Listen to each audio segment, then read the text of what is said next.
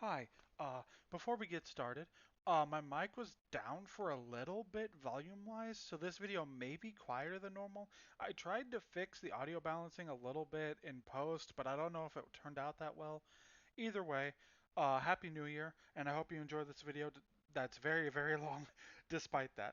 Happy New Year, and yeah, video starting now. Eh. Is it weird to anyone else that the high tier is red and the low tier is green? Anyway, hi guys, how's it going? We're doing the annual ranking every game that I beat this year video. I usually record these a little bit later, but I don't think I'm gonna beat a whole other game within the next like 3 or 4 days. So I figured I would record it now to get it over with or whatever. Um, Couple prerequisites. Games I Let's Played are not included in this. That's a separate video that will be linked in the description. Second, this is my opinion on the games, not their overall quality. There's some games that I would give an S tier quality wise, but I did not like. I guess that's all I really should have to say or whatever. So I guess let's get started with this fucking ranking that's probably going to take an hour. I beat 39 games this year. That's a bit less than last year. I did about 45 last year, I think, if I did my numbering correctly. So I think it's because some of these games are decently long, and there was a time period where I didn't play games really for like a month or so. So I guess let's start with Froggen Encore. I'm gonna say, hmm, I'm gonna say good. I liked it more than the first game. But the first game has a lot of issues that I didn't really gel with, but I think Froggen Encore genuinely fixed all of these issues. The time trials aren't disgustingly awful. You have more movement options and movement feels less stilted overall. There's no coin grinding. The final bosses, like all the bosses are fine. There's nothing that's like infuriatingly annoying about it. I think Frog Encore is way better than the first game conceptually. My issue with it is its length. It's not that much cheaper than regular Froggun, and I think I beat this game in like 3 hours. Like, I beat this game really fucking fast. It's way shorter than the original game, and I don't need a game to be unbelievably long. I love the Tori games, which I Let's Played this year, but the price needs to reflect that for me, and I think that Froggun Encore being only slight, like, if I would recommend paying the extra few dollars and getting Froggun instead, and maybe getting this in a collector's pack or something. I don't think that the length that it is worth the full asking price. If you can get it on sale, that'd be great though. This is God of War, and it's a very crusty looking logo because I didn't even notice it. But I'm going to put this in great. God of War is a classic, man. It's fun, it's replayable, there's so much fucking content, it's gory, it looks great, it feels epic, the bosses are big and memorable, it has tons of cool set pieces. My only real issues with it are that there are times where it gets too hard, even on normal difficulty. Not too often. I think the QuickTime events are a bit much, though I guess that was when QuickTime events were new, and you could argue God of War is what started that trend. And my third issue is that the final boss is awful. It's kind of a unfun difficult phase, and then a boring phase, and then an unfun difficult phase, and it feels very button mashy towards the end, when previously in the game it didn't really feel like that. It's not my favorite God of War game. I think I liked 2 more, but I haven't replayed 2 in ages, and I had fun with 3. But I really like this game, and it just made me remember like how much content was jammed into these games.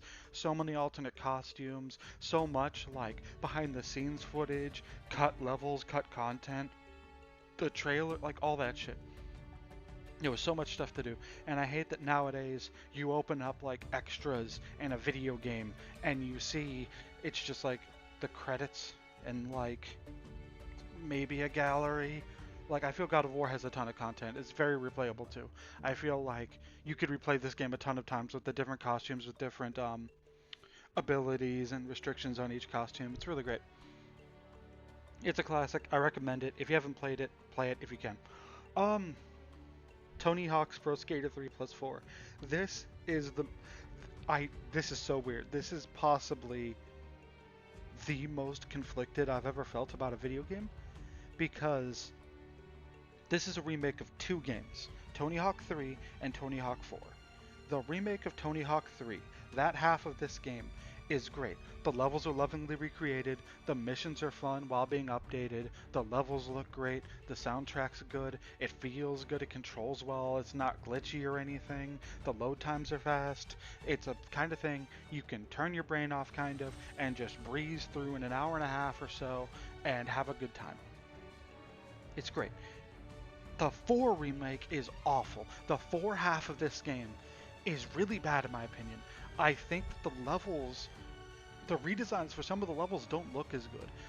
San Francisco is changed to being set during a sunset, and I think that just feels weird, like it doesn't mesh and it doesn't look right to me. And I don't think it's that, oh, it's not like the original. I just don't think that's the case. I just think it looks bad. And then, like, these levels are so clearly not designed with 3 minute, 2 minute, whatever goals in mind. And, like, they're too big, they're too spread apart. There's so many gaps between things, gaps between things. And like the mission, they tried to keep some of the missions from 4, but you don't get the context because they cut out the NPCs that give you the missions. Because of that, you're told just like get back at the bullies, and you don't know what that means. You don't like. There's nothing in the game or whatever that tells you that you're supposed to. There's nothing in the game that tells you, sorry, that you're supposed to grind a thing to scare some birds away, pick up bird seed, like skate all the way back to where the pier is, grind on a long ass rope thing, and that causes birds to attack, which causes seals to attack. It's weird, and nothing in the game tells you that. And there's just missions like that where you don't get the context, so you have no idea what the fuck to do. And then like they cut out characters, they cut out fucking stages and levels entirely, and the 2 levels they added are cool, but they're not enough to make it feel justified in cutting those levels. Like the creative skater's awful. The God, there's so much about this game that's awful. But it works, and it's Tony Hawk. So when you're playing it, it's fun. It's just you notice these levels are poorly designed because they're supposed to be NPCs giving you these missions and not a 2-minute goal thing. Like, you just feel that the entire time you're in these levels, and it's bad. It's really bad.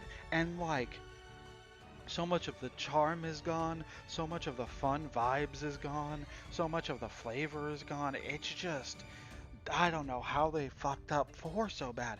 I guess I do know because they were given a short time, and it's hard to make that kind of game. But like, God, I wish it was like half the price and was just the remake of 3. And then they saved the remake of 4 for a different time. I honestly just wish that. And if they remake Tony Hawk's Underground 1 and 2, and they do this to those games, I'm gonna riot. I'm gonna be so fucking mad. But whatever. As is, this is hard because I love the 3 half, I hate the 4 half. I'm gonna put it in fine.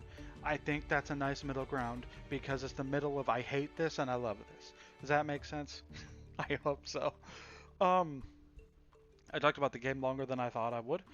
Ape Escape, I believe this is 3. I thought that the I thought I cropped these right, but I guess I didn't. That's 2. I'm gonna cover 2 first. I think 2 is good. I'm bordering on great, but I'm gonna do good for now. I think Ape Escape 2 is the weakest of the trilogy. A big issue I have with 2 is I just find its gimmick boring. 2 feels... I meant 2 if I said 1. I think I said 1. I find 1's gimmick boring, but I mean 2. 2's gimmick's kind of boring. 1's gimmick is time travel, going to different time periods and stuff like that. 3's gimmick, as we'll get to later I guess, is movies, TV. 2's gimmick is a worldwide adventure, and I just don't think that gimmick is interesting to me. Like, because a lot of games do it, and I just think it's kind of like uninspired. 2 feels like it's more of one. Like, you get more 1, if that makes sense. Ape Escape 2 is basically more Ape Escape 1, and I think that would be fine, but I just don't find it as memorable or as interesting. It's still a really good game. I love Ape Escape 2. I'm just saying it's my least favorite of the trilogy, and the one that I would go back to the least of the 3 probably. I guess we'll do 3 also. 3 is a step above because I find it enhances, it doesn't feel like more of the last game. It feels like evolving the game or whatever. There's the morph transformations which add new gameplay elements. There's new gadgets or whatever. It just feels like an enhancement of 1 and 2 and adds on to it. The levels are varied. There's lots of like gadgets or whatever. It's hard to explain. I really like this game. I think it's hmm, I think 3 is technically the best. 1 is probably my favorite due to nostalgia, and I really like 2, but I think it's the weakest of the 3, is basically what I'm thinking.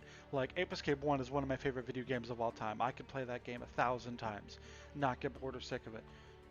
2, I still really like. 3, I can play a lot, but I don't have as much of a connection to it because I played it way later than the other games in the series. So I think I'm going to put that there. Beyond Good and Evil is such a weird game, and I'm trying to like remember a lot about it. I'm gonna put in 5 because I had enough fun with it, but I can tell, you know how when you play a video game sometimes you get most of the way through and the game you get all the way through and the game ends and you're like, that's like a 2/3 of a game.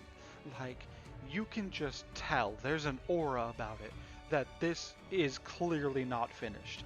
But not in like a glitchy way or like this game is broken way, but more so like they clearly wanted to do a lot more with this, and this feels like a bigger thing that they had to cut down.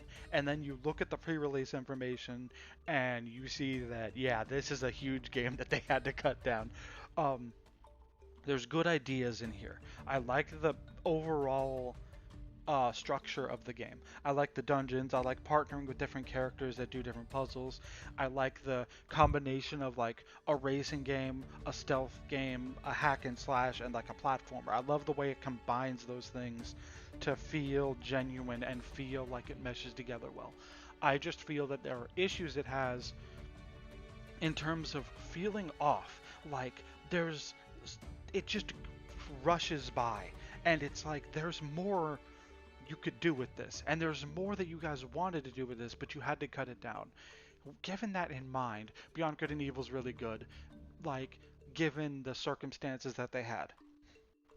And it does feel like if this game got sequels, dude, they could, if they expand upon what they have. This feels like Spyro 1 with no Spyro 2 or 3, where like Spyro 1 is kind of boring and kind of like mindless at times, but you can tell there's something great there. It has its own charm, and you can tell that they can expand upon it in the future. But Insomniac got to expand on Spyro. Beyond Good and Evil's team at Ubisoft did not get to expand on Beyond Good and Evil. And it sucks, man. I wish they did. I hope we do get 2 at some point, but who knows at this point. 2's been in development hell for so fucking long at this point. It started and restarted and all that I'm not counting. I'm not counting. I know it's probably gonna. I'm not getting my hopes up, but I know that there is something really good in Beyond Good and Evil that is waiting to have something crack it and come out great. And I'm excited to see what they do. But as is, Beyond Good and Evil's, I don't want to say nothing special. It's just kind of okay. It's fine. But there's something to it, man. Blue Fire. I'm gonna put in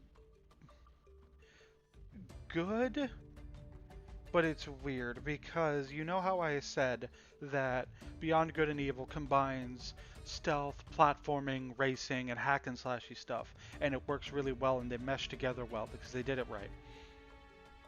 Blue Fire doesn't do that kind of thing right because it's trying to be Dark Souls, it's trying to be Zelda, and it's trying to be a platformer.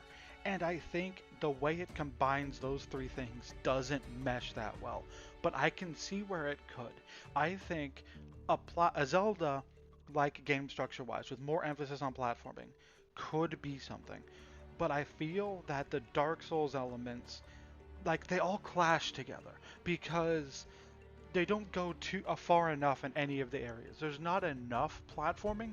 The voids help with that, but the core game doesn't have enough platforming for me.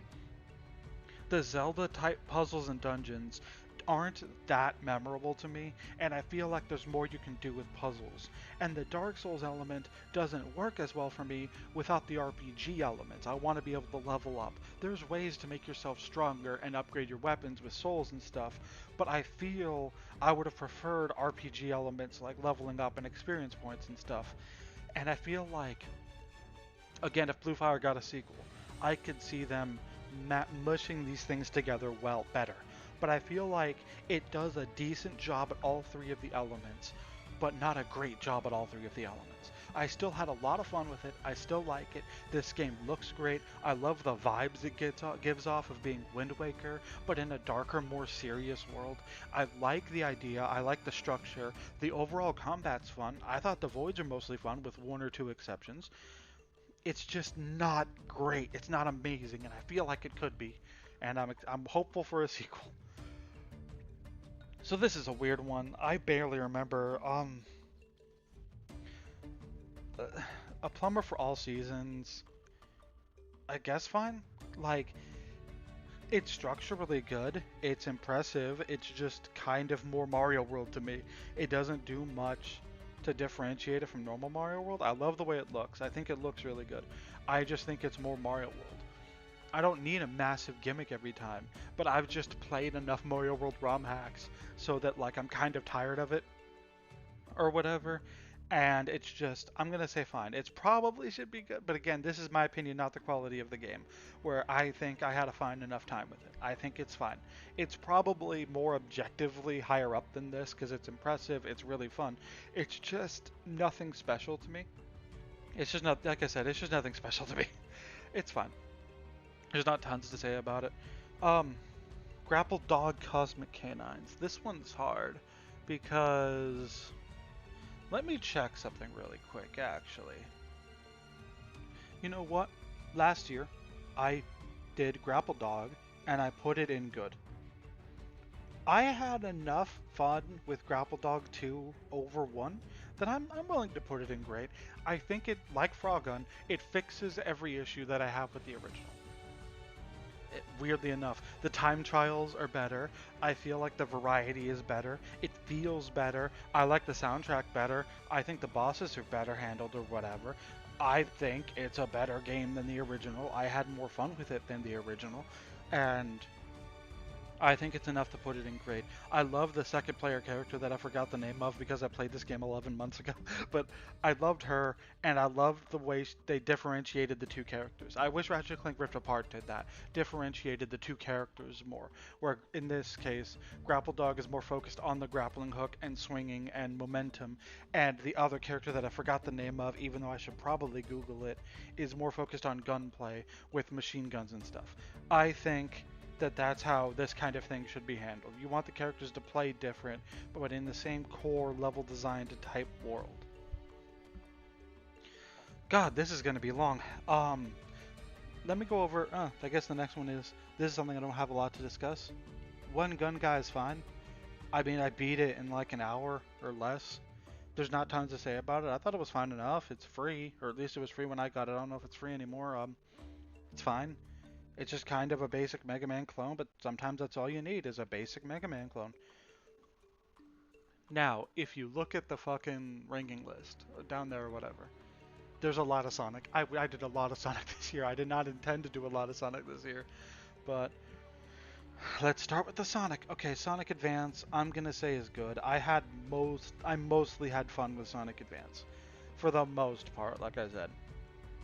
The core game is great. I love the way it looks. I like the soundtrack. I think it's fun. It controls well. It feels well. The level design is good. My main issue is Chaos Emeralds suck ass. They're terrible to get. They're not fun. It's ugly. Like, that special stage is ugly. It's hard to convey what the hell's going on because they try to do a fancy 3D thing on GBA.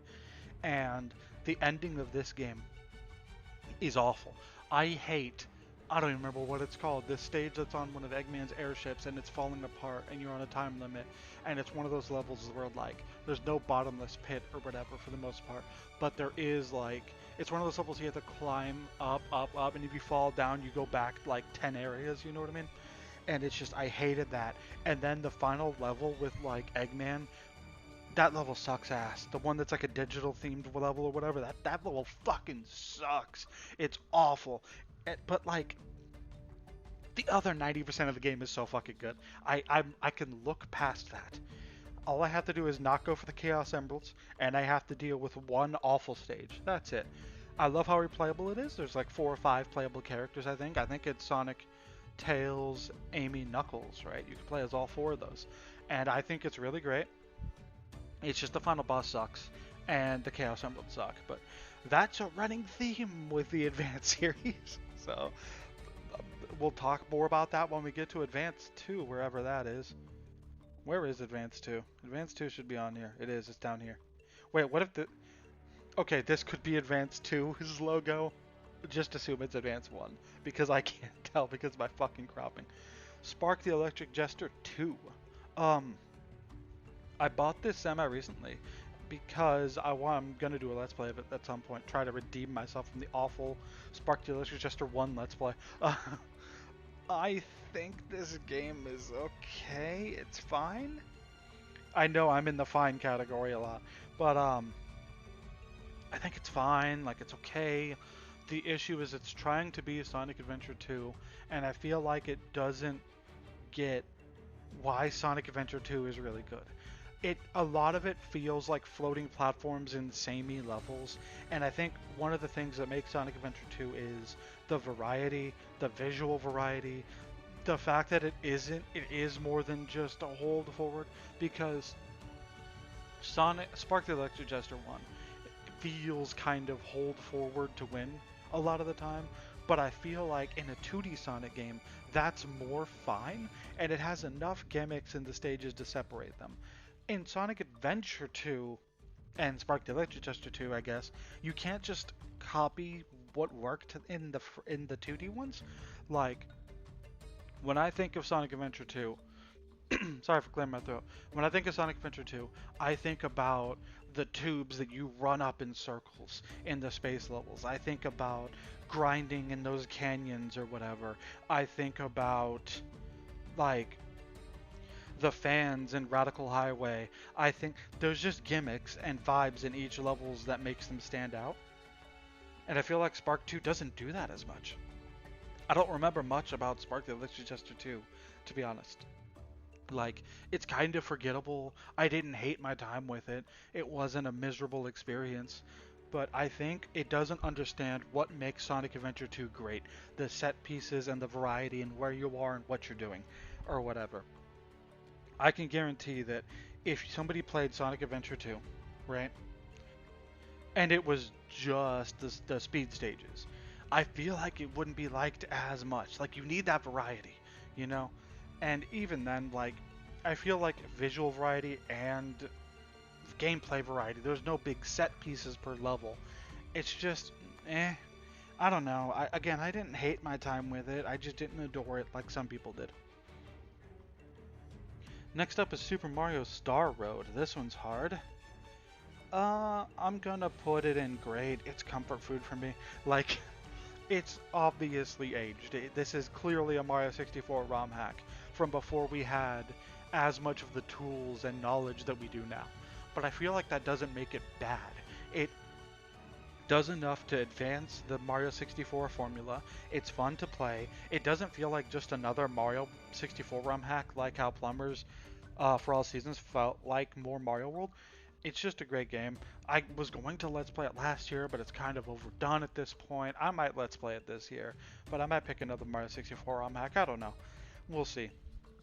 There's not tons to say about it. I think the last part of the game is kind of iffy, and I feel that the hidden star things or whatever they were kind of too hidden for my taste. But for the most part, I had a fun enough time. I really liked it. It's comfort food for me. It's nostalgic. I played it ages ago. Great time. Mega Man Powered Up is next, and yeah, I think I'm gonna put it in good. It's better Mega Man. I think it's better than Mega Man 1. I understand the art style is a bit divisive amongst people, but I had enough fun with it. I think it's cute. I love the vibe it's going for. I love the art style personally. It's just my preferred way to play Mega Man 1, probably. I kind of want to Let's Play it, but it's hard because it's a PSP game, and those are kind of wonky at times to record for me. I don't know, we'll see. It's just I'd rather Let's Play that because I don't want to deal with the shitty parts at the end of Mega Man 1, but that's not what this is for. Mega Man 1 is on PSP, Mega Man Powered Up. I My mind's fucking fucked. Um, it's a really good game. I really enjoyed my time. It's not mind-blowing. It's still just Mega Man 1, which is kind of simple. But I love the effort they put in. The soundtrack is different, but you also have the original. There's difficulty options. There's like 2 more Robot Masters. You can play as all the Robot Masters if you beat them with your Mega Buster, which is cool. There's like creative level things, even though I think that's offline now, I would assume. There's special like costumes for stuff you can play as Roll, I think. There's just so much cool stuff that they added to make this a worthwhile package. I think Mega Man Powered Up is really good. Pokemon Unbound is next, and this one's hard. I think I'm gonna put it in good again. I know I'm doing a lot of good, but I don't know. Not intentional. Um, Unbound is almost great to me. I love the way it looks. I like the decks. I like the region. I love the Pokemon variety. I just I love a lot of the quality of life things. I like a lot of the side content. I like the quests. I just have a few issues with it. Namely that I don't like the gym gimmicks. I just want to play a normal Pokemon game. 8 gyms, Elite Four, Evil Team Rival, and I don't want to deal with like in this gym all type matchups are reversed, or in this gym non-dark types take damage, or non-ice types can have lowered accuracy or something, and I just want to play normal gyms. And the weird thing is this game has so many accessibility options and things you can tweak, but they don't let you turn. If you could turn off the gym gimmicks, that alone would bump this up to great for me. It's just that holds back the entire game. I can't even do the Elite Four because I don't want to deal with the gimmicks that they have. They're just annoying. And then my other issue is like, I guess a non-issue. The story drags. There's so many cutscenes. There's so much text. It just drags and drags and drags. You like there's a finale feeling part like 6 times because they go after each of the evil, like each of the fucking regional birds and or each of the fucking elemental birds from Kanto. They go after them all, and every time it feels like the final confrontation with them in terms of like how much dialogue there is and how long the dungeons are. It just drags a lot. But like you can turn off cutscenes, and if you turn off cutscenes, it doesn't feel as bad. Um, I don't know. I think those two things annoy me enough to bump this down to good instead of great. And also the fact that anytime I mention this, I get told, like, I'm a loser who only likes baby games and that challenge isn't. I'm okay with challenge. I like the Drino hacks or whatever. I beat Blaze Black and Volt White and stuff. It's just, I think this is unfun, personally. It's not a difficulty issue. I got through all the gyms, no problem. It's just, I don't like it. It's unfun.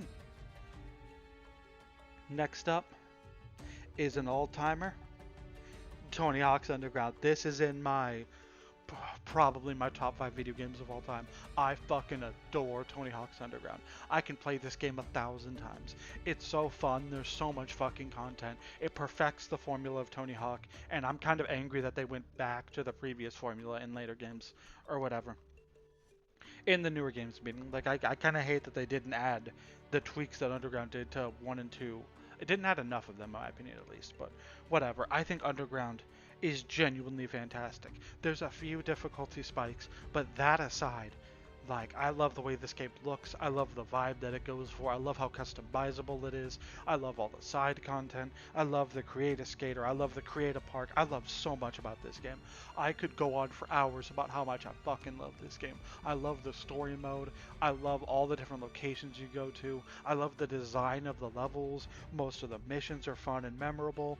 It's just fantastic. Play Tony Hawk's That's the hard part, because I want to say play Tony Hawk's Underground, but I feel like if this is your first Tony Hawk game, it's going to be too much at once. You know what I mean? Because it adds so much to the formula, or whatever, that it can feel complicated to newcomers, but please play Tony Hawk's Underground if you haven't. It's so fucking good. It's like a cornerstone of my childhood, and I talked about this a bit in the Tony Hawk 1 playthrough. This game partially shaped who I am as a person, the kind of music I like, the kind of vibe that I like, the kind of like culture that I like.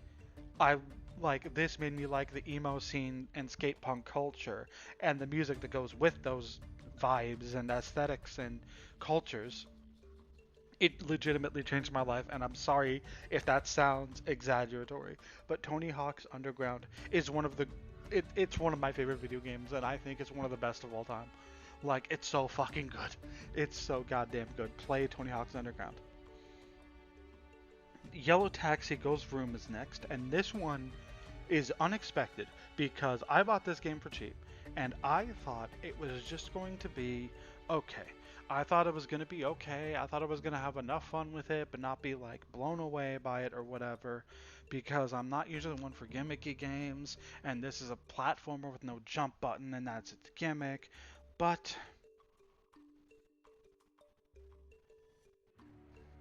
Yellow Taxi Ghost Room is great. I had a great time with it. I thought it was going to be only okay, kind of lame. I looked up reviews and a lot of them were like, it's fine. Um, it's really difficult. It's too hard in some places, and I guess I can see that. I did struggle with some areas, and there are some things that are too well hidden, but for the most part, I had a blast with it. I love the way it looks. I love its sense of humor. I love the visual variety. I love the just variety in general. There's different kinds of levels that all still feel like the same game and doesn't feel like they're just cramming variety in for the sake of it. I think Yellow Taxi Ghost Room is an excellent game. Get it if you can for cheap or whatever, and you'll have a fun time. I got a decent number of hours from it. I thought it was really fun.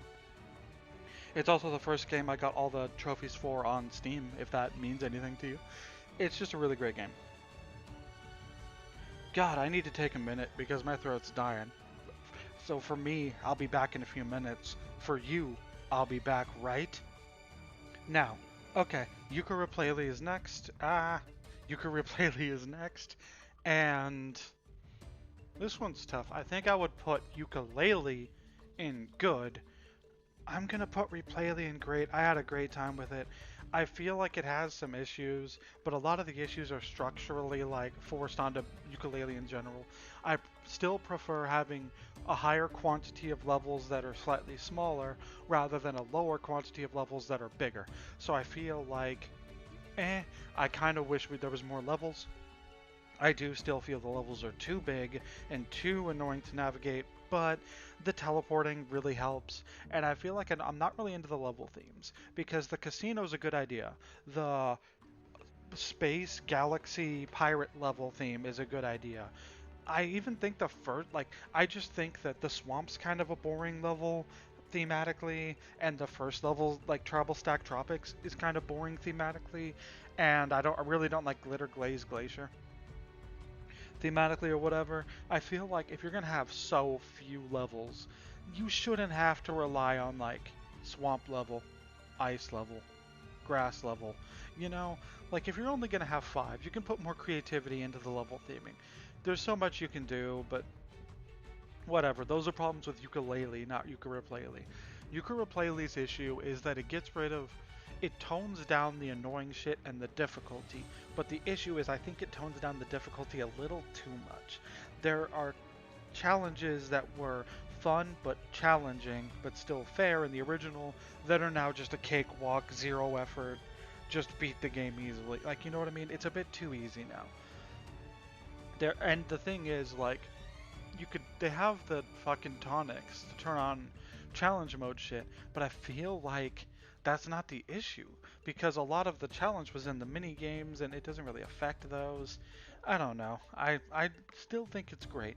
It just has issues that the original had and comes up with a few of extra issues, but I think the graphical update is good. I like the idea of like most of the new tonics. I think their load times are great for the most part. I like how they tweaked the moveset. I like that they give you the moveset from the start. I like the costumes. I like just all the tweaks that they did or whatever. Some of it's subtle, but I do like the tweaks that they did, and I hope this leads us to a Yooka-Laylee. someday, even though I guess you could argue that Impossible Lair is a ukulele too, but I guess that's more of a spinoff. Okay, goodness, there's still so much more to go. Frogger 2, Swampy's Revenge. Good. I had a fun enough time with it. It's not mind-blowing, it's really short, but I mean, it's a fun arcadey kind of throwback game. It's fun for, like, it's a fun Frogger game. And I think it's just a good, decent game in general. It's not going to blow your mind. It's not going to be the kind of game that you want to replay 1,000 times or whatever. But I think it's really fun. Enough, you know, it's fun enough. My main, like, also don't play this on PS1 by the way, because that game runs at like a bad frame rate and kind of looks ugly on PS1. Play it on Dreamcast or PC. Um, there's not tons to say. It's just kind of Frogger or whatever. I'm sorry, there's not much to say. I had fun with it. I don't know. Next up is Astrobot, and we have another all-timer. Astrobot is so fucking good. I don't understand how it's this good, because it controls perfectly, there's tons of level variety, it feels good, it sounds good, it's fun, it's varied, there's gimmick stuff that doesn't come across as too gimmicky, there's so much to do, it's like a 30-hour game. And it costs so little budget-wise. That's insane to me. And just goes to show that you don't need a big budget to make a great game like this. Like, Astrobot is so fucking good. It shows to me that, like, whenever people say there's no such thing as a good AAA game, all AAA games are slop, Nintendo's the only one that makes good AAA games or whatever, I point them to Astrobot and say, no, like, Astrobot has so much love and care and heart put into it. The references don't feel forced, and there's like, it's a love letter to everything PlayStation and video gaming. It's just an amazing time that I don't think I'll ever forget. It's so fucking good, guys, and God, I love this game so much. I don't want to talk too much because I don't want to spoil anything, because there are like twists and turns in terms of like the characters you see, the level themes, like the level gimmicks, callbacks to like older games and shit. It's so fucking good. Play Astrobot if you can. Mario and the Multiverse, I'm gonna put in good. My issue is, if you guys know this channel, the Pizza Tower level is dog shit, and the final boss is awful. Everything else is good, for the most part. Some of the items feel samey, but what they managed to do with this Mario 64 ROM hack is like kinda mind-blowing to me. Like, I haven't been a part of this scene or whatever in ages in terms of following projects, but like, this is genuinely really impressive and really a love letter to video gaming as a whole. I know I just said that for Astrobot, but it feels great to hear. Again, the Pizza Tower level sucks ass. The final boss sucks ass. I went into their Discord server to ask about it, and I saw them say that like even the people who made the game or whatever think the final boss went too far. But outside of those two things, this game is great.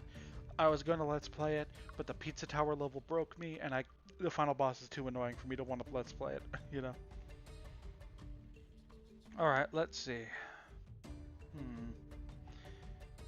What do I want to do next, huh? Okay, I'm back. I had to take a minute off because I'm kind of drained. Mega Man 11, I'm gonna put in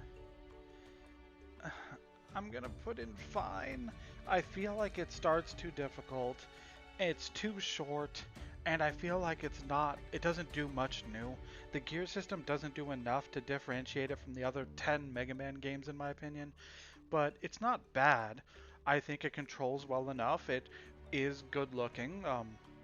I like the stage gimmicks. It's just kind of more Mega Man to me. I barely use the gear system as a whole overall throughout the entire game, and it's just weird that I was able to go through the whole game barely using it. I just feel like, I don't know, there's not tons to say here. I'm sorry.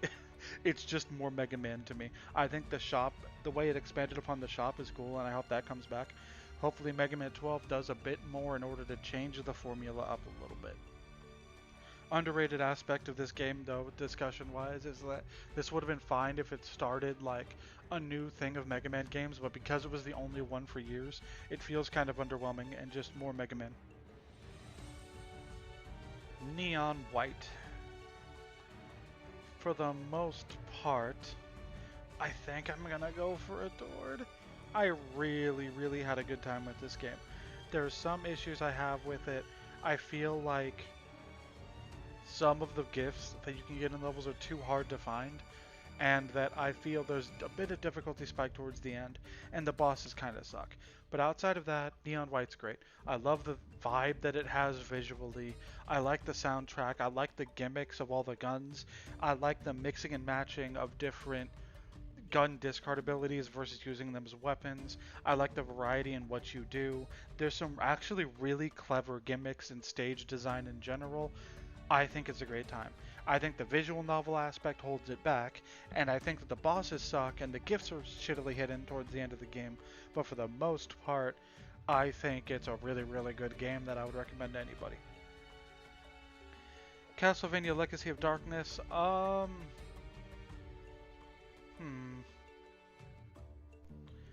Yeah, I'm gonna put Castlevania in grade. I had a good enough time with it.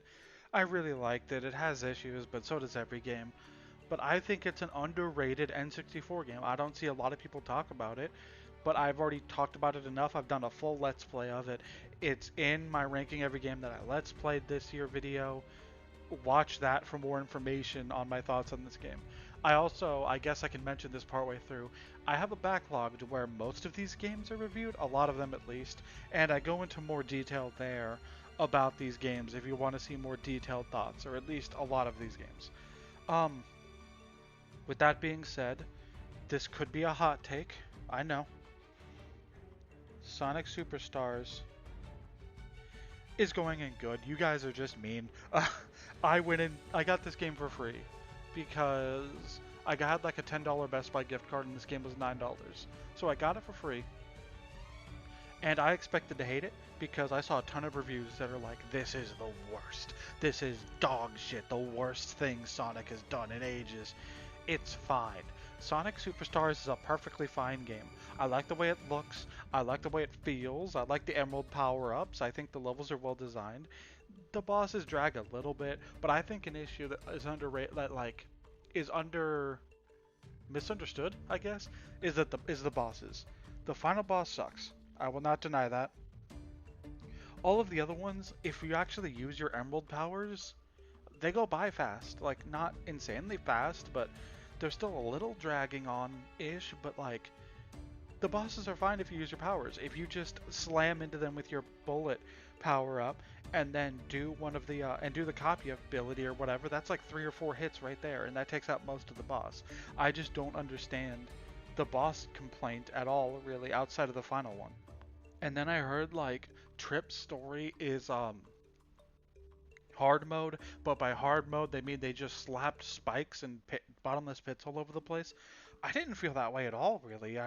I mean, I sometimes it felt like, okay, you just put a bunch of spikes here, but for the most part I thought it was fine. It's not amazing. My mind isn't blown. I'm not like, holy shit, Sonic Superstars. But I mean, it's better than I thought it would be, and it's better than people make it out to be, in my opinion. Again, the final boss sucks, but I mean, other than that, I had fun. Sonic X Shadow Generations. This is so weird to me because it's one of those things that's like 3 plus 4 in that I love a lot about it, but I hate a lot about it. But I think I like more than it's not like 3 plus 4 where it's 50% love, 50% hate. This is like 70% love, 30% hate or whatever. So I'm gonna put it in good, I think. My issue is that I love the shadow levels, I love the new stages. I really like Sonic Generations outside of some minor flaws I have with it, like the final boss and some of the side missions or whatever sucking. But for the most part, I love Sonic Generations. I love the levels in Shadow Generations. The overworld stuff in Shadow Generations is dog shit. It's awful. It's forced open world shit. Like, it's not an open world, it's a hub. It's like a hub world, like Spyro or whatever. But they force open world shit. There's like 1,000 collectibles that don't matter. There's like boring. It's the same shit as Frontiers. Every issue I have with Frontiers, I have with Sonic X Shadow Generations. except worse, because at least in Frontiers, the missions are boring as hell. But in Shadow, they're frustrating as hell. There's so much you have to be perfect and know the exact route. And after trying for like 6 hours or whatever on a few of the missions, I'm like, this is miserable. I'm hating my experience with this game. It's awful. I can't understand why it came out this way. But again, the other 75% of the game's great. You're only doing overworld shit for like 30% of the total runtime, maybe? It's still a great time. The levels are well designed. I had fun going for the S ranks. I think there's enough alternate paths to make it interesting and replayable. I love a game where we can play as Shadow. I love how it kind of expands upon Black Doom and shit. I really had a fun time. But when you're in the hub world, if it wasn't for the hub world shit, it would go in one of these two categories. But because the hub world shit is so bad, I have to put it here. It's just, I hated that enough to knock it down multiple points for me. I just don't like it. Tony Hawk's Pro Skater 3. If I put 3 plus 4 here, I would probably put 3 here. Because it's basically 3 plus 4 without the shitty 4.5. And I like the vibe that it has more. Because 3 plus 4, the 3.5 of 3 plus 4, and Tony Hawk 3 on the PS2 have different vibes together. You know what I mean? There's different feelings that both have. And I feel like I'm biased, but I prefer the PS2 aesthetic and the more dirty vibe that 3 has as opposed to 3 plus 4. But that's just a personal thing. I can totally understand switching these two because you prefer the more clean, nice looking vibe of the 3 remake. But this is probably my favorite in the series in terms of the 2-minute time limit. Like, this is the best handled 2-minute time limit. There's enough to do. It's more replayable. It functions without being overwhelming. I would honestly say 3 is a good place to start for the series. 1 or 2 might be too clunky or whatever for a newcomer, but I think 3 manages it well while not overloading people with stuff. Like, one of my issues with New York Hawk Durgrau is that it like introduces walking and climbing and like a bunch of moves or whatever, and like for a newcomer, like Tony Hawk's Underground is not something I think a newcomer would probably enjoy, but 3 I think has enough simplicity for newcomers to come in and enjoy. Okay, Turok Dinosaur Hunter. Oh, I also did the PS1 version, Tony Hawk's Pro Skater 3. It'd probably be in the same category, so I didn't want to include both. Turok Dinosaur Hunter. Because I used an infinite lives code, I'm gonna put it in great. It's aged in a lot of areas, and I genuinely think if I didn't have the infinite lives code, I would hate this game. But I think it's fun enough, it's replayable enough, there's enough variety. It's just that I think the guns feel good too, and the controls have aged surprisingly well for me. But I think the major issue that it has is there are times where you have to find hidden things to open doors or whatever, and I think some of those hidden relics or runes or whatever they're called are too ridiculously hidden, and I think it's too difficult without infinite lives. Even with infinite lives, like, I feel like there were times where I was just stuck on a section for ages, and I couldn't imagine going through it without infinite lives. Also, I'm knocking it down by like a point because I got stuck in an infinite loop or whatever, and where I died, respawned, and then died the second that I respawned, and it wasn't fun, and I had to redo a lot of the game because my last save before that was ages ago. But whatever. I'm probably gonna let's play Turok Dinosaur Hunter at some point. I just don't know when. Sonic Advance 2. It's another good because I think it's on par with Advance 1. It just has different issues. I love Advance 2's level themes. I love the creativity there. I love a lot of the level design for the most part. I love how genuinely really fast it feels. I like all the playable characters. I like the soundtrack. Say it with me now. Getting all the Chaos Emeralds sucks. But this time, every boss sucks instead of just the final one. Every boss in Sonic Advance 2, I get the idea. You're constantly running, and it's kind of like an auto-runner thing. And I get the idea, and I think that works for Sonic. I just don't think it works for every boss in Sonic. It's just, makes the bosses feel samey, and there's a few bosses that are just like, annoying and frustrating and not fun, but I feel like the overall levels are fun. But Chaos Emeralds is even worse. Sonic Advance 1, I didn't even mention how you get the Chaos Emeralds. There's like springs where, I think it's springs, right? Yeah. And if you find the hidden spring, it takes you to a mini game where you fall downwards on I guess it's a snowboard, but I mean, there's no snow. You fall down on a snowboard or whatever. Airboard, is that even a thing? And you have to collect a bunch of rings or whatever. It's wonky, it doesn't look that great, and it's kind of fucky because, you know, like, we're trying to do 3D on GBA, but they're not that out of your way. You can go up multiple different routes for the most part and find those springs, and there's more springs than you need. Sonic Advance 2, there's specific medals, and you have to collect all the medals in order to, and beat the level in order to get to the special stage, which gets rid of one of the best parts about Sonic, which is the multiple different routes. You have to go a very specific route to get all the medals to unlock the special stages, and it ruins the game because it makes you play it in a specific route that you have to memorize, and it's boring. You have to watch a video and then just copy what they do, and it's like lame and awful, and the bosses suck. But I mean, again, the main game itself is fine. The levels are good. I had a fun enough time with it when I'm not going for the Chaos Emeralds outside of the bosses. So I think I'm going to put it on par with Advance 1. Though, I think they're so different. Sonic Advance 1 is trying to be classic Sonic, but updated. Sonic Advance 2 is trying to do its own thing with, like, feeling like a prototype Sonic Rush with its speed and its emphasis on that style of gameplay and being tricky and stuff and looking cool. I don't know. I pressed spacebar, and it scrolled down. Oh, I'm scrolling back up. Is that good? I think that's good. Next up, another fucking Sonic game. God, Sonic Lost World. I'm gonna put it in good. I know this is probably like, dude, you're putting everything in good. But I think Sonic Lost World is underrated, just like Sonic Superstars.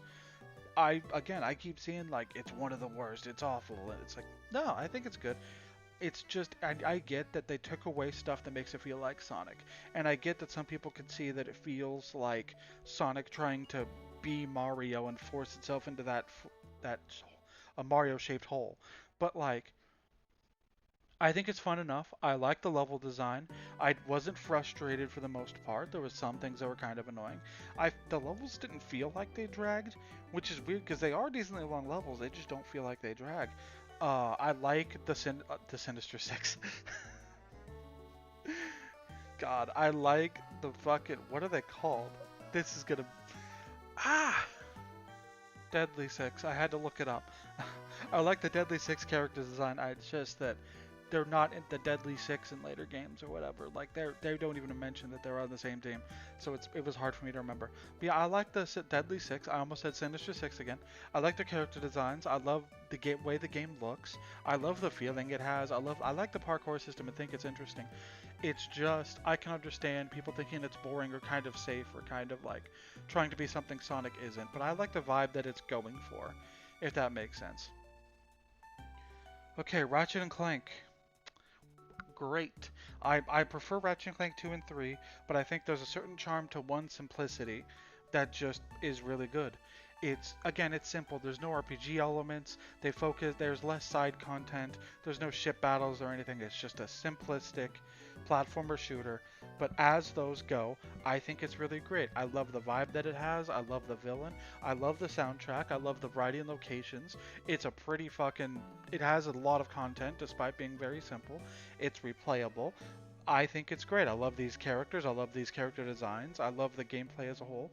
I'm biased towards the Ratchet and Clank series. I love this series, and I even think the worst entries in the series are still pretty fucking good. Again, 2 and 3 enhance the formula enough for me. Like, I can't put Ratchet and Clank 1 in adored or whatever. I'd put Ratchet and Clank 2 and 3 in adored, but 1 I would put in great. It's one of my favorites, but I don't like it as much as the later games. If that makes sense. So that's why it's not in great. Ooh, time for Sly 2. Adored. I love this game. It's varied. I love the vibes and the character designs. I love the way it looks. I love the interactions with the characters. I love that each of the three playable characters feels different from one another. I know Murray is kind of underused, but I still like it. I love the advancement of Sly's moveset. I love the way these levels and missions are structured, or whatever. There's things that I feel one does better than two and vice versa. So I'd say they're neck and neck kind of, but I think I like the vibes and feeling of Sly 2 more. It's got variance without feeling like a bunch of gimmicks. It's just a great time. I love it.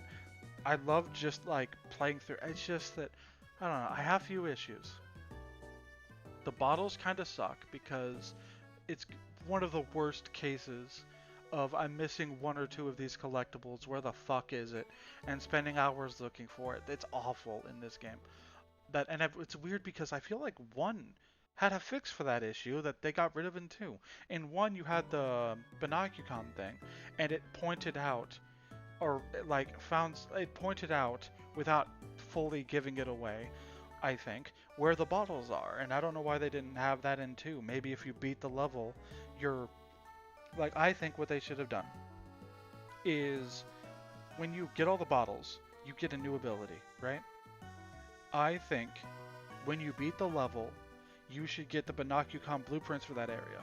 That way, if you get all the bottles without the Binocucom help, your reward is you get that move early for the levels and missions in that hub world. Whereas your punishment for not getting them all and not finding them all is you have to wait until you get the Binocucom, but you don't get that ability in those missions, if that makes sense. I think that's how, if they ever make a Sly 5, I think that's how they should handle it, personally.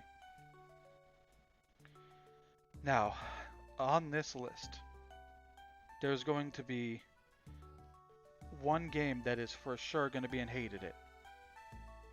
And I want you two to take I want you guys to take a second. I'm gonna say to you two as if only two people are watching, to guess what game is going to be in my Hated It, because I'm gonna cover it right now. That's right, it's Kingdom Hearts 2. No, I'm kidding. I love Kingdom Hearts 2. It's Sly 3. Sly 3 is awful. People can come at me. You can come at me. I understand.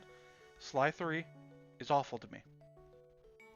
You know how I said Sly 2 has gimmicks, but it doesn't feel like a gimmick. It feels like genuine content to add variance to the game. I think that's true. I think Spyro... I started with Sonic, then I said Spyro. I think Sly 3 does feel like a gimmick. I swear. I know people are going to say I'm over-exaggerating or overreacting, but every 20 fucking seconds, it's like, here's an RC car mission, here's a plane mission, here's like a fucking rhythm game, here's like, and it's like, I'm so sick of this. I think it's too gimmicky. It's just, there's so many playable characters and they all have gimmicks and it feels gimmicky. I genuinely think Sly 3 is more so a mini-game collection that happens to have some Sly gameplay every once in a while. 2 balanced everything perfectly, and I feel like just enhancing what they did there would work. But here they're like I said, here's an RC car, here's a helicopter, here's like a turret section, here's like a fucking escort mission, and it's like, I'm so tired of this. Here's a hacking mini games, here's pirate ship battles, and it's like, I just want to play Sly. I just want a platform with maybe the occasional minigame to mix things up. Sly 3 is 90 fucking % minigames. I can't stand it. I had a miserable time. It burnt me out so much, and it does do stuff to enhance the formula, and it does things better than Sly 2. It's just them forcing minigames down your throat constantly is like infuriating, and I hated it. I just really don't like Sly 3. Again, if I was just going by like quality instead of my feelings, it'd probably be in good or great. But I just can't stand all of this fucking padding minigame shit. Like, I don't want any of you motherfuckers insulting Spyro 3 for this, because I think Sly 3 is way worse with it. Like, holy shit. Sly 3 is how you handle it poorly. Spyro 3 is how you handle it well, in my opinion. Anyway. The PS1 version of Treasure Planet. I mean what I say when I say that this is one of the most fine games I've ever played. I had an okay time. I didn't hate anything. There was a few levels where I had to scour everything to find one missing collectible, but I mean, I didn't hate it. I didn't love it. Like, if I was a kid and I had this game, I probably would have liked it. It wouldn't be one of my favorites, but I probably would have played it every once in a while. I mean, there's not tons to say. It's a basic-ass PS1 platformer with shooter elements. I mean, there's not much to add or say. It's a bit short. I feel like it was like a bit too short. The game doesn't look the best visually, but I mean, it's not offensive or disgusting. I don't know. It's fine. It's a 5 out of 10. It's okay. It's decent. There's only so many synonyms. Gosh. Let me think about... Do I want to do something else next, or I want to do Pac-Man? Let's do Pac-Man. I kind of... I think I'm gonna go with good. But it's a hard good. Like, it's almost fine instead of good. When you're playing this game normally, I think it's a fun time. When you're just going, like, for all the fruits even, and just beating the game normally, it is fine. I think it's pretty good. I think that it's kind of basic, and you can tell it's a PS2 era game, but I think it's good. And then you beat the game, and you go for the time trials, and the bonus missions, and it is so clearly padding. Like, Pac-Man World 2 is a short game. And so what they did was, I know the original had some of this too, time trials, and they're infuriating, first off. Like, I feel like they're specifically designed. I don't think I've ever played a video game before in my life that was this bad in terms of every time I beat a level, I would be like 5 milliseconds over the gold ranking or whatever. Like, I feel like this level has to be designed, this game has to be designed so that it is just a few milliseconds under where it should be. And if you add 10 milliseconds, 20 milliseconds or something to every level's time trial, it would probably be fine. I feel like this can't be a coincidence that there were so many levels where I couldn't do it by milliseconds. It was infuriating and draining. I spent hours on most of these levels. These levels are not designed for going fast in. They're just not at all. And like, I wish they got rid of the fucking time trials because they're draining and they make going for 100% awful. And then you have shit like repetition because you play the level once, normally to get all the fruit, and then you play it again for the fucking bonus mission or whatever, which is a gimmick. Usually it's I think usually it's kill all the enemies for a lot of them, and then you have to play it a third time for the time trial, and it's like, I'm so tired of these levels. They drain me. They're so fucking long. But I mean, if you're just playing the game normally, it's pretty good. It's not gonna blow you away or anything, but it's still pretty fucking good. I don't know.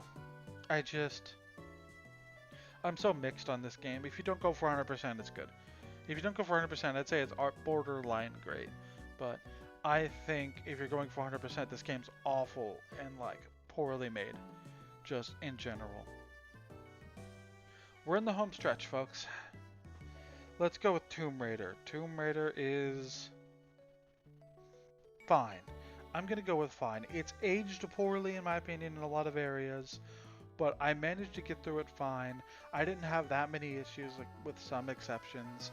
I didn't find it mind-blowing, but I mean, it's an old game, and a lot of the issues I have with it are just it showing its age. Like, there's some times where a puzzle isn't clear enough. There's some times where, like, you die too easily, or a gotcha moment or whatever, but for the most part, I had a fun enough time with Tomb Raider. I think it was okay. I didn't hate my time. I didn't adore it. I'm probably not going back to Tomb Raider 1 until I Let's Play it, but it's fine. Let's go with Tomb Raider 2, because I fucking hate this game. I'm tempted to move Tomb Raider 1 to good and Tomb Raider 2 to fine. I hated Tomb Raider 2, but I think if I was going for quality, I would put Tomb Raider 1 in good and 2 in fine. But I hated Tomb Raider 2. Every fucking puzzle is go from room A to room Z to get a key that unlocks a door in room A that only has a key in it that unlocks a room in door D. So you have to go back and forth and back and forth. There's so much back and forth. The levels are so long. Most of them feel like back and forth, like I said. They're so fucking long. Like, anytime I beat a level, it was like, you spent 70 plus minutes here, and it's just, I'm so fucking drained. Like, the enemies are awful. There's so many more gotcha moments that are just unfair. The, like, I hate this game so much. There's good in here. I liked some of the levels. I appreciate the level variety that it has over one. I just think it's way too hard, way too repetitive and back and forth in terms of its design. I just didn't have fun in a lot of these levels, and it's just, in Tomb Raider 1, I beat levels and it's like, you spent 40 minutes in here and I felt fine. Tomb Raider 2, it's like, you spent over an hour in this level and I'm like, I feels like it. It feels like 4 hours. It feels so long and draining. And I was told on the Tomb Raider subreddit that if I feel this way about 2, to not even try 3. I'm gonna try 3, just not for a bit. I'm burnt out on Tomb Raider. But we do have 2 Tomb Raider games coming. I'd like to think that me trying out Tomb Raider and Tomb Raider 2 for the first time or whatever, because they were cheap and I got them on PS5, is the reason we got two new Tomb Raider games, by the way. I think the world is doing that for me or whatever. I don't know. Okay, 2 games, and I know where they're going to go. I'm going to put Spyro 1 in good. I think Spyro 1 is boring in terms of what it does, because there's no missions, there's no real gimmicks. It's just, you're plopped in an area, look around every corner. It's kind of boring and kind of mindless. But this is going to sound like a backhanded compliment. That mindlessness and that boringness gives it a chill atmosphere that I really like. You don't have to, I was gonna say Tomb Raider, then I said Spider-Man, and now in Spyro. In Spyro 2 and 3, you kind of can't turn your brain off fully because there's mini games, and those mini games you kind of have to focus a little bit. Spyro 1, you can turn your brain off and chill. There's been so many times where I just pop in Spyro 1 and 100% it in like one go, and just don't think. My brain is turned off, I'm vibing, I'm chill, and it's just a chill experience, and I think those are important. I think Spyro 1 is a cozy game. There's nothing, the bosses are like nothing to think, like don't require any real thought. Some levels are kind of tricky, so it's not totally mindless fully. I think its atmosphere and its vibes are chill enough to be a perfect game to unwind with after a stressful day. That is how I feel about Spyro 1. And I can understand people preferring that over the later games. I just don't. I think Spyro 2 and 3 are better games. But I appreciate Spyro 1's chill atmosphere and chill vibes. And I think Reignited captured that for the most part. Kingdom Hearts 2 is the final game that we are discussing today. And I'm going to put it in hated it. I wasn't kidding. Fuck this game. Okay, I'm kidding. I'm gonna put it in adored. I can't talk today. Spyro 2, huh? Kingdom Hearts 2 is one of my favorite games of all time. Can you tell I'm kind of tired because we're like almost 69 minutes into this video? Kingdom Hearts 2 is one of the greatest video games I've ever played. Like, it's one of the greatest of all time in my opinion. It's so lovingly made. There's so much content, nothing feels overdone or like it overstates its welcome or whatever for the most part. Its additions to the previous game make it stand out from its previous installment while still feeling like the same game or whatever. It doesn't feel like it's just more one or whatever. I love the way it looks. I love the music. I love the Disney worlds. I love the creativity on display. I love the themes of it. I love that it's stupid and idiotic, but it knows that it's stupid and has fun with it. I love what it brings to the table, and I love its gameplay so much. And I did notice some issues on this run with Kingdom Hearts 2, but for the most part, I can put those aside because it's just an amazing experience to me. Like, again, I understand it has flaws. Like, revisiting each Disney World feels weird and kind of pointless instead of just making it one go. There's some difficulty spikes, there's sections that feel like padding, but like, grinding the fucking, special forms or whatever is kind of tedious, but I don't care, man. It's just so fucking good. Like, I adore every single second that I'm playing Kingdom Hearts 2 for the most part. And it's important to me, and it's one of the greatest. I don't think that Kingdom Hearts ever gets this good ever again. Like, not quite this good. Every game in the past this has its moments and it has its advantages, but Kingdom Hearts 2 is so great in everything that it does that I don't think anything else in this series will ever match it. I can hope that Kingdom Hearts 4 does, but I don't know. It's so fucking good, man. Okay, so that is every single video game that I played in 2025 ranked. Holy shit, I thought this was going to be a shorter one because it's like 6 games less than last year. Thank you for watching. Thank you for sitting through this with me. I hope you had a good time with this. I'll see you guys in the next video. Hope you guys have a good new year, and I'll see you guys, like I said, in the next video, which should be the first episode of the Koromon Let's Play. It might be another Toy Story. I haven't figured fully out what's going on with the schedule there, but I'll see you guys in the next video. Happy New Year. Thanks for sticking with me on this channel for so long. I have a TCG channel where I cover Magic and Yu-Gi-Oh content. That's in the description. So is my Blue Sky, and I think that's it. Bye.